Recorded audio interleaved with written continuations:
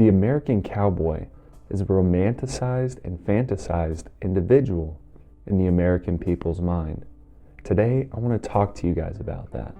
And I'm your host, 𝗟𝗡𝗡𝗧. You're in Broomtail country. Let's get it. Ride, ride, ride on through time. For the cities, they're whistling wine. First, I want to talk about why the American cowboy is romanticized and fantasized in the American people's mind in a historical sense. So the American cowboy really burst onto the historical scene during the cattle drive era. Almost everything with the American cowboy comes back to this era. If you don't know what it is, it's 1865 to roughly 1899. 1899 is kind of the hard cutoff date for me, just because it's before the turn of the century. And I want to say that the last drive happened in that year. But if I'm wrong, correct me, let me know. So, the American cowboy enters into the historical scene during the cattle drive era. I understand that there were cowboys before then, and they were doing all sorts of different things for the American people. But that's not why I'm here.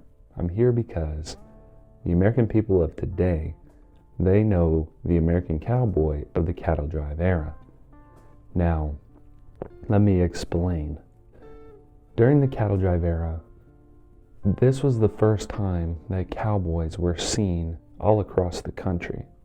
They went up from Texas and they drove their cattle all the way up, sometimes all the way up to Canada. People all over America saw them, specifically riders. Not riders of horses, but riders of books. And these riders of books created what is called the dime novel. You can buy it for a dime and throw it in your back pocket. This was stories about the courageous deeds of white-hatted cowboys versus the black-hatted villains. This is partly why the West gets the name the Wild West, because in these novels, a lot of times the characters and the stories take on wild proportions. Now, these writers, they took the American cowboy and they made him something that he wasn't.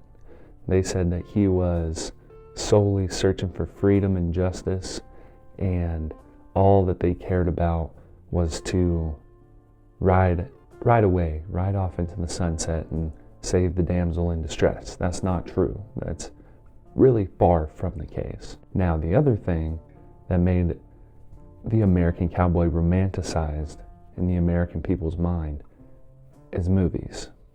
Now, we all know that movies weren't around in the 1800s, but in the 1900s, Western movies started coming out with famous actors like Gene Autry and John Wayne. Haven't butted into anybody's business since it was 18-year-old, at which time it almost got me killed. Ain't gonna start that again.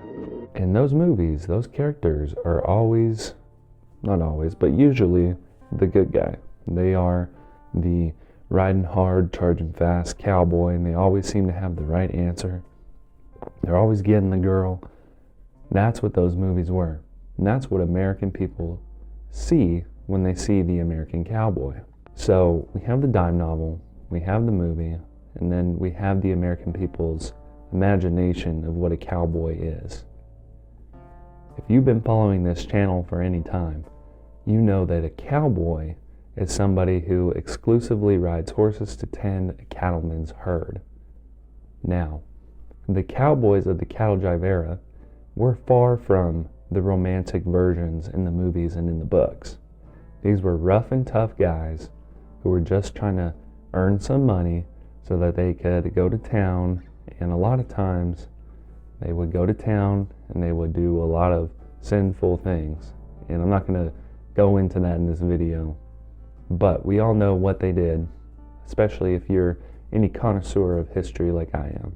These cowboys, a lot of times they didn't even have the opportunity to go save the damsel in distress.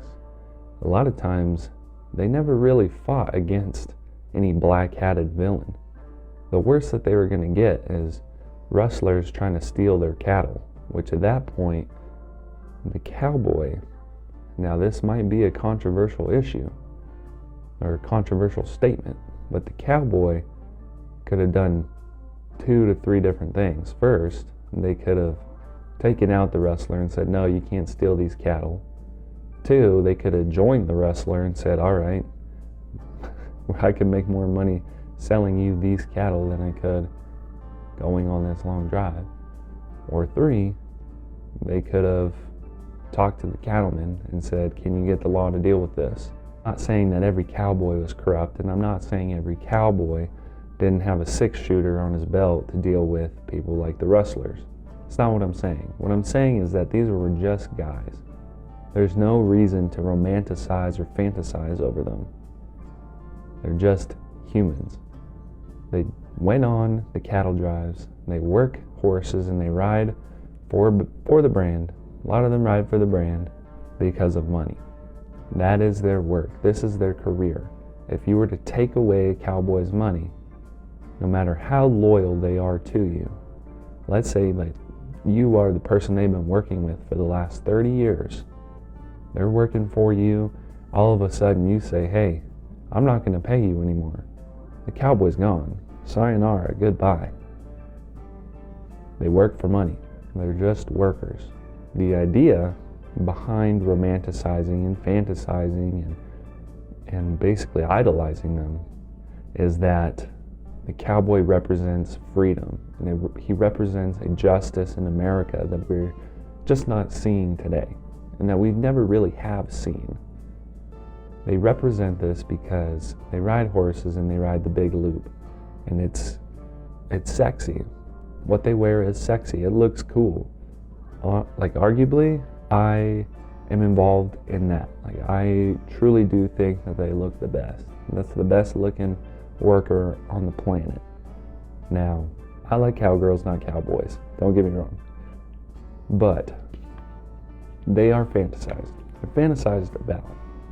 Young men grow up and they watch these movies and they read these novels and they see how the American cowboy is different from the steel worker or the roughneck or the businessman and banker in the city.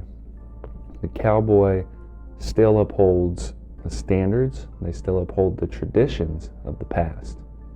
They uphold the Spanish traditions, in fact, not necessarily what you see in the romanticized dime novels. Modern day cowboy is more likely to know about the Spanish-American history of America than you are reading dime novels.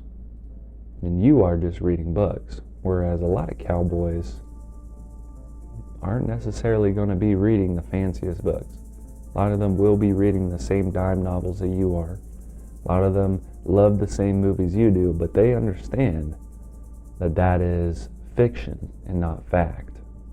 Now, if you spend any time whatsoever working on a ranch, working around cowboys, you'll soon find out how human these guys and girls are. And if you haven't, feel free to go and like this video.